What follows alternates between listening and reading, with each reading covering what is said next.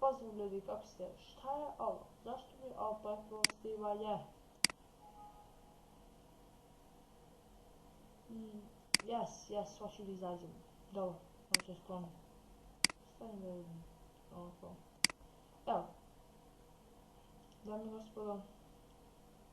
To? Dobro.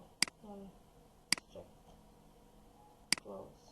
Želim da vam kažem da je naš dragi, voljeni Minecraft gotov. Pazite. Sam, pretužno je.